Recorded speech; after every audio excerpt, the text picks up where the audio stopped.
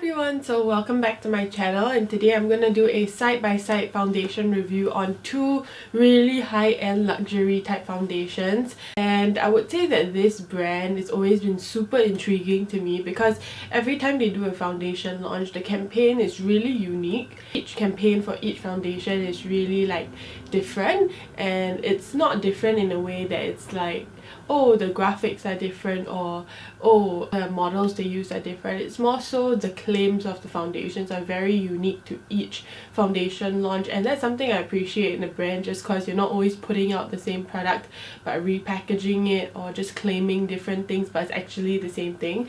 So without rambling too far, I'm just gonna show you what we're gonna review today. Marc Jacobs is quite famously known for the Remarcable foundation, and Remarcable as in Marc Jacobs Marc. So yeah, this is one of the really full coverage foundations that you don't need a lot of, and picked it up finally. I've been beating around the bush because typically I don't like full coverage foundations, but this time around I thought that, you know, if I could use the foundation as a concealer, then I can use really little product and maybe my skin will be a lot more breathable. So I'm just opening it up for you guys to see. So this is how it looks like in the bottle. It's basically in the shade 22 Bisque Light, and I thought this would match me really well. It claims to be like really opaque, long lasting and oil preventing kind of a formulation, so I can't wait to try this on half my face.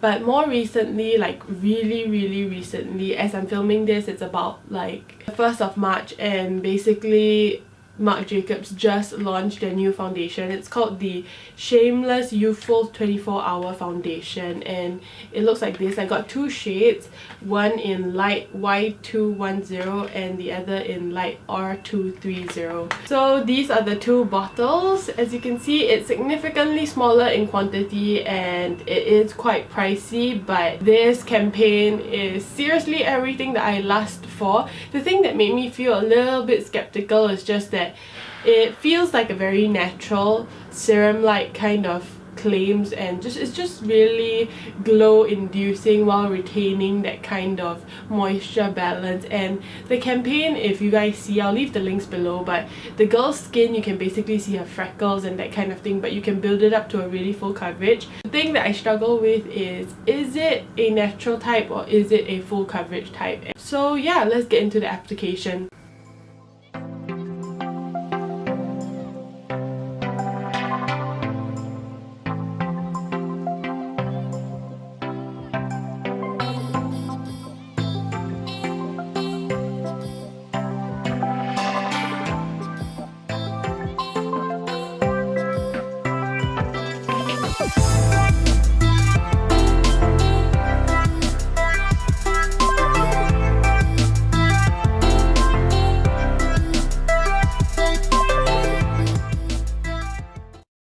So as you can see, this is the close-up finish of the left half of my face using the Shameless foundation, and can you tell the difference? It's like a very, I wouldn't say light reflective, but it's definitely catching the light in a way that makes my skin look very naturally enhanced actually, and it does give a very youthful appearance. I love it. I seriously love it. I can tell right from the start that, you know, it sits on the skin a little bit more noticeably than others, but it's not a lot more. It feels like a consistency that is adhering to the skin, so that just means that, you know, like the liquidy quality actually is sticky enough to latch onto the skin and feel like it will last a while. So yeah, it feels really good at this point. I think that it's still letting my imperfections shine through. I'm not sure if you guys can see, but I do have a little bit of, you know, freckles and brown spots here, and it's letting it shine through. I'm not sure whether it's because the beauty blender is kind of eating up the product, but yeah, I like it. And I mean, usually this amount of coverage is what I desire for every day, and you can see I also bounced it around my eye, so it noticeably cancelled out the discoloration on my right. And quite frankly, if you look at the right side of my face and the left side, there's not much difference, and generally that's what I go for in foundations. I don't want something that alters my appearance or looks really cakey or heavy. So I'm loving it so far. On this side, I'm going to be using the Remarcable foundation.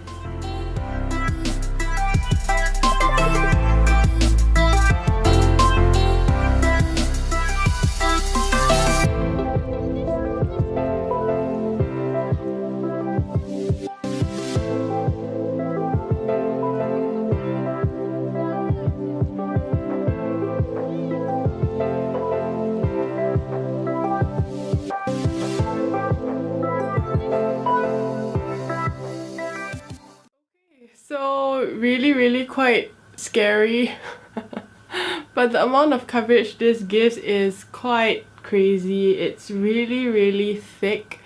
It's buildable in a sense that if you start off with a little bit of product, you can still afford to achieve a less cakey appearance, or I don't know what you call it, maybe it's not cakey, but so you can basically see a whole load of product. But I find that this kind of a thick coverage foundation, it usually gets a little bit out of hand at a certain point because it just appears too thick on the skin. But so far so good.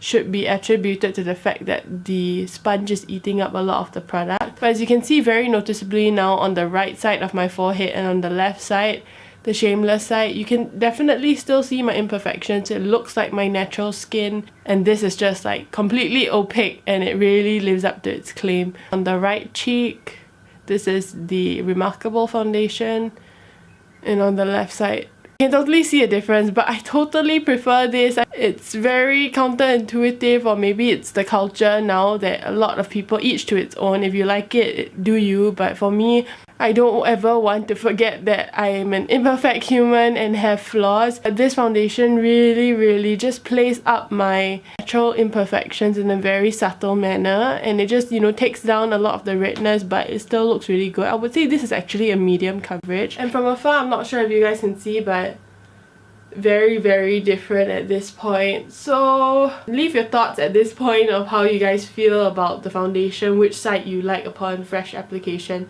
I'm just gonna finish up the rest of my makeup and I'll get back to you with my final thoughts.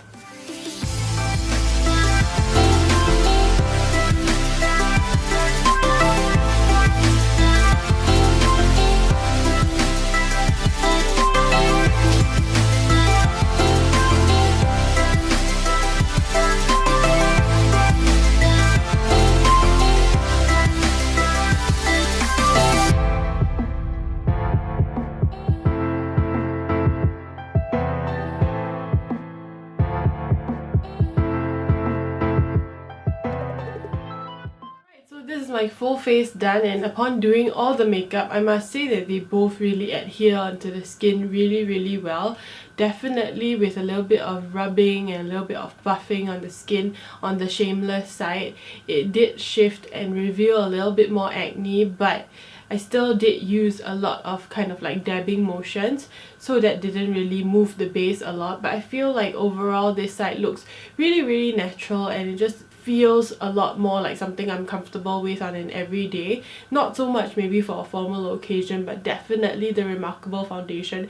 It is seriously like concrete in terms of foundations. It's just really adhering onto the skin. It still sticks onto the skin and allows you to do as much contouring, highlighting and other things that you want to do. And I find that overall, even though the Remarcable side in my books kind of feels a little bit too much, but definitely in a formal setting, if you get it right, you don't need to use concealer whatsoever. Today I also did not use concealer nor setting powder, so I think both sides are looking really good. If you guys want to know my Prolong experiences with these two foundations and which I prefer at the end of the day, do check out the description box. I'll leave my Prolong thoughts there.